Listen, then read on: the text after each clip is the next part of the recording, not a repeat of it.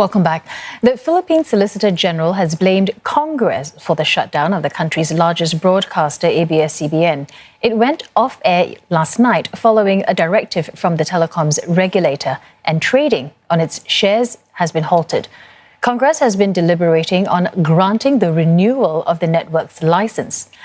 The last time ABS-CBN went off air was nearly 50 years ago while the Philippines was under military rule. Buena Benel tells us more.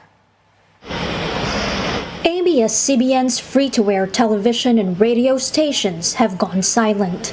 Although it can still operate its cable news channel and digital platforms, millions in the Philippines rely on free-to-air broadcasts outside urban centers due to poor internet access in rural areas. Media rights advocate and educator Danilo Araw says free TV and radio are still the most vital components of any news network. People rely more on radio, but television is not far behind, given that the reception of many TV stations would be quite far-reaching. ABS-CBN, I should make it clear, is a leading network, so therefore it can be watched nationwide, so it's accessible. And that would partly explain why many people are up in arms regarding the closure of ABS-CBN. Before the lockdown in Metro Manila due to the COVID-19 pandemic, there were weekly rallies in support of ABS-CBN. The broadcaster has been openly criticized by President Rodrigo Duterte.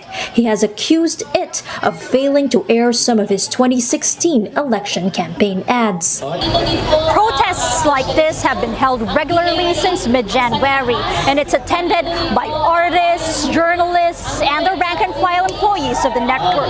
It's also supported by various other labor and human rights groups.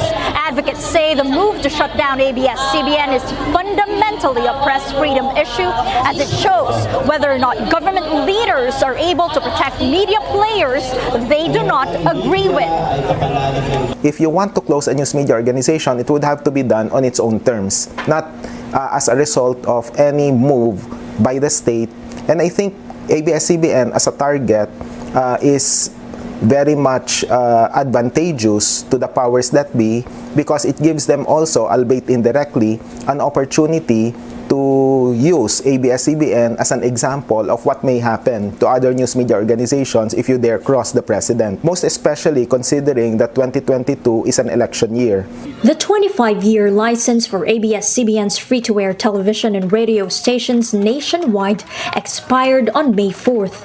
Its renewal still being deliberated by Congress. In fact, several bills seeking to renew the broadcaster's franchise have been filed since 2016, but none have been passed so far by Congress, which is dominated by President Duterte's allies. ABS-CBN employs some 11,000 people.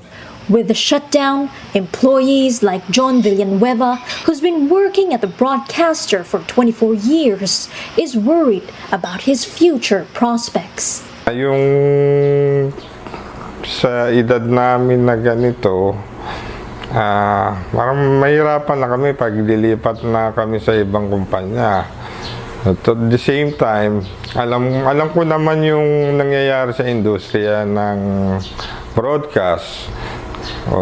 Kasi alam ko naman, puno-puno na rin talaga yung mga ibang istasyon. Kung may mag-hire man sila na mawala ng trabaho sa amin, baka ilan lang yung matanggap nila.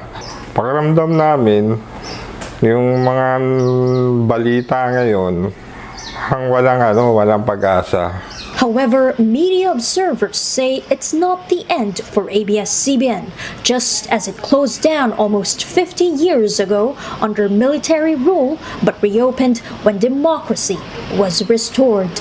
Buena Benel, CNA, Manila.